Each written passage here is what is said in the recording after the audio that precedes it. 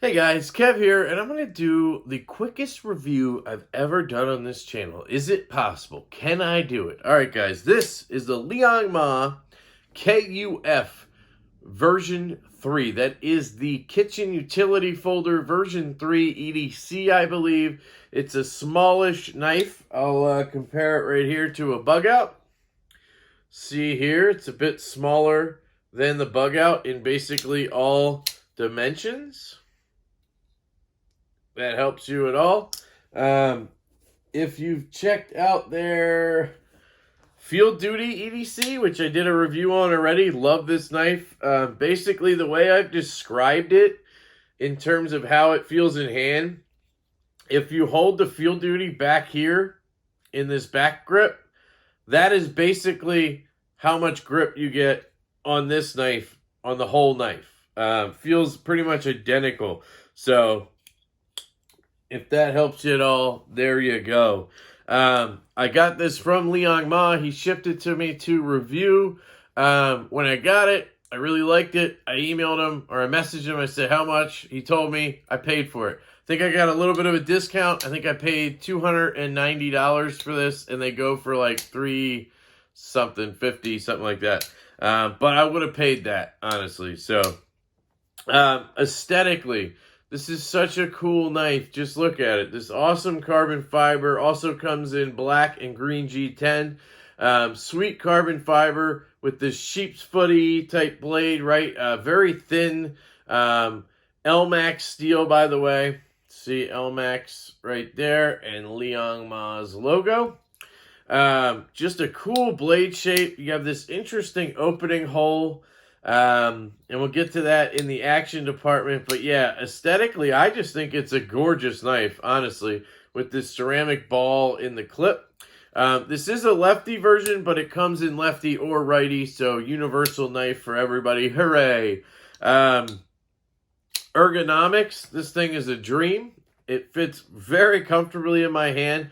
I have a large glove size hand, so I would say if you have anything bigger than that, I guess mine's like a large 2XL, depending on the glove. Large dash XL, not 2XL. So, you know, if you have XL or bigger, I would probably shy away from this guy. You know, if you want to risk it with XL, you could try. You might be okay, but you can see here, I still have a little tiny bit sticking out. For comparison, you can see my hand on a bug out that just fits, a little bit sticking out there. I don't know if that helps you decide. But in hand, it is superbly comfortable. I was a little worried because it didn't have a choil like the Field Duty EDC, but it doesn't need it. It's almost like a built-in choil right here. Your finger lands right here. The jipping, I don't really use it because I'm more up here. Spread out, but you can kind of come back here if you want. So ergonomics are a win. Cutting. This thing is a dream to cut with. I've cut out some shipping labels. I've cut apples. I've cut an orange for my daughter. I cut some paper just to see how it was. And it's a laser beam. It cuts very well. It's a full flat grind. This is made by Riot, by the way. It comes down to a relatively thin edge on this LMAX blade with this very nice stonewash. I'm not sure what to call it. I think it's a very, very light stonewash. Really like that. But yeah, it cuts like a dream, guys. Cutting out shipping labels. This tip was enough to do that. It's not very like pointy as a tip, but it gets in there. Works great for shipping labels. Action. Okay, this thing is phenomenal, guys. It's a middle finger flick knife, basically. I cannot open this any other way. I've tried doing the thumb roll out. I can't because I'm hitting the lock bar there, right?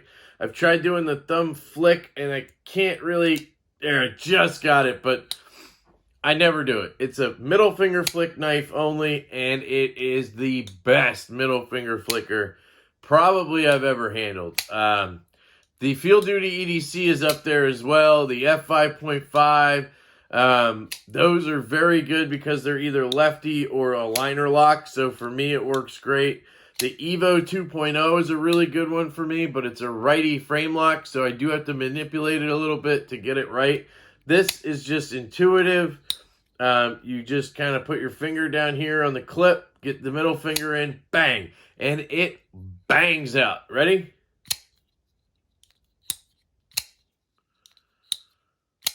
It's just phenomenal. I absolutely love it. And yeah, I do not care that there's no other way to open this knife. If you give me one deployment option, please let it be the middle finger flick, right? I am good with that. Closing action.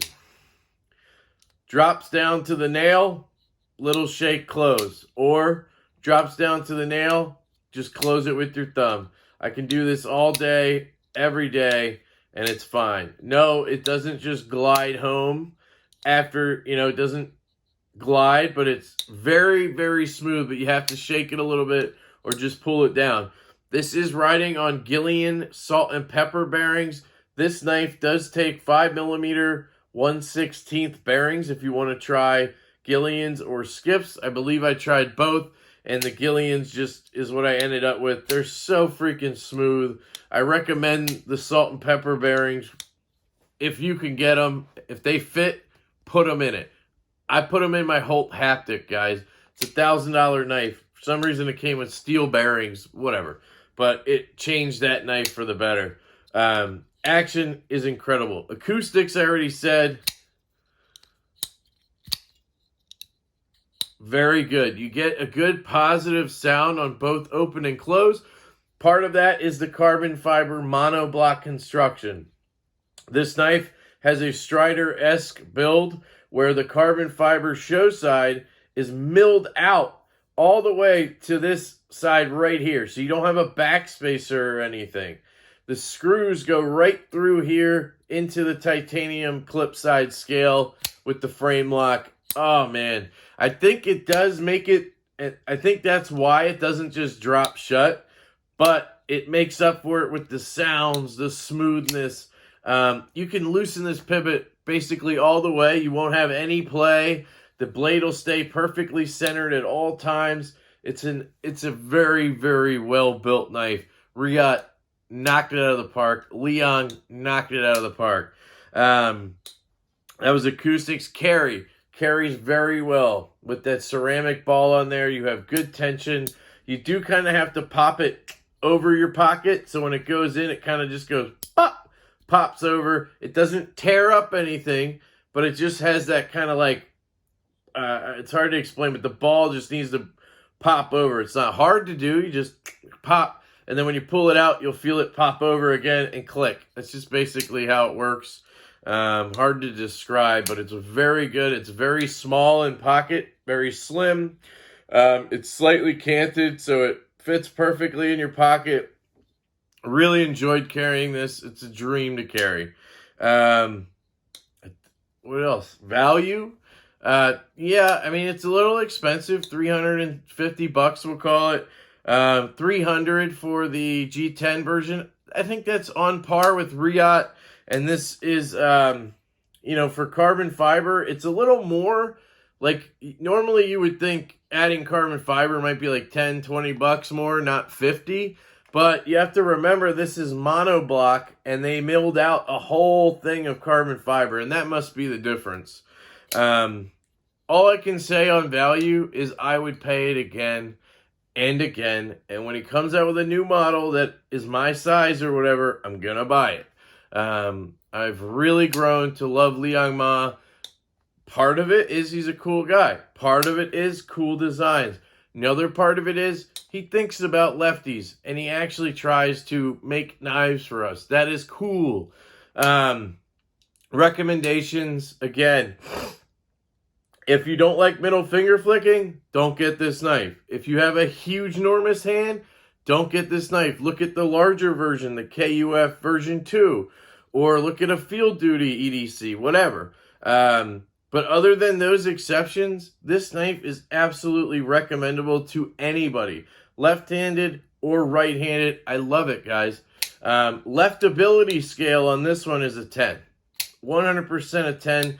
Carries lefty, flicks like a dream, operates left-handed. It's a lefty knife. Just so good, guys. D10 dialed to perfection. So yeah, guys, that is my quick review. We're at 10 minutes. I think I did pretty good there, guys. Don't get used to it. But yeah, guys, I absolutely love you. I love the Liong Mah KUF version 3 EDC. I hope you have a fantastic day, and I will catch you later.